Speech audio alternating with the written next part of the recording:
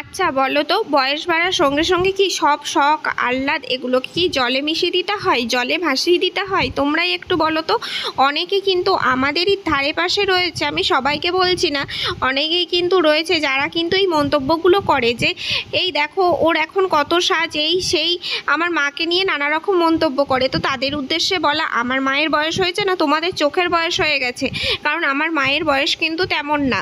আমার বিয়ে হয়ে গেছে ঠিক কথা, কিন্তু আমার মায়ের কিন্তু এমন নয় যে 50-60 বছর বয়স হয়ে গেছে আর তাকে সাজতে নেই। তো তোমাদের যদি মনে হয় যে আমার মায়ের বয়স হয়ে গেছে, মাকে সাজা উচিত নয়, আগে তোমরা তোমাদের চোখগুলোকে ঠিক করো। আমার তো মনে হয় তোমাদের চোখগুলোর বয়স হয়ে গেছে। তো যাই হোক, আর আমি এইসব কথা বলবো না। তো অনেক দিনের মনের মধ্যে একটুখানি চাপা রাগ ছিল, সেটাই আজকে ভিডিওর মাধ্যমে বার করে দিলাম। আর সবথেকে বড় কথা হচ্ছে, আজকে মা কিন্তু চুলে করাচ্ছে ন্যানোপ্লাস্টে, কারণ মায়ের চুলগুলো প্রচণ্ড কোঁচকানো ছিল। তো মায়ের ইচ্ছা ছিল সোজা সোজা চুলের। তো মায়ের এইখানেতে দেখো ন্যানোপ্লাস্টটা ডান হয়ে গেছে, মা হেয়ার স্পাও করেছে এবং চুল কেটেওছে।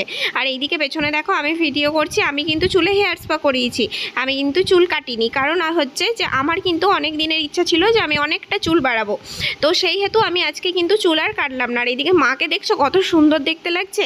তো এই দেখো মায়ের ফান্নাই লুক, এই দেখো মাকে ঠিক এই রকম দেখতে লাগছে, খুব সুন্দর দেখতে লাগছে।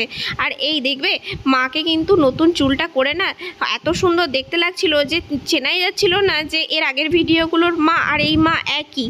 তো এই দেখো তোমরা কিন্তু কমেন্টে জানিও যে আমার মাকে কেমন দেখতে লাগছে। আমার তো খুব পছন্দ হয়েছে, আর এদের সার্ভিসও কিন্তু খুব সুন্দর। এই ব্রাঞ্চটা হচ্ছে সিউড়িতে, সিউড়ি জাবেদ হাবিব। তোমরা যারা সিউড়িতে থাকো প্লিজ এইখানে আসতে পারো, খুব সুন্দর সার্ভিস দেয় দিদিভাইরা।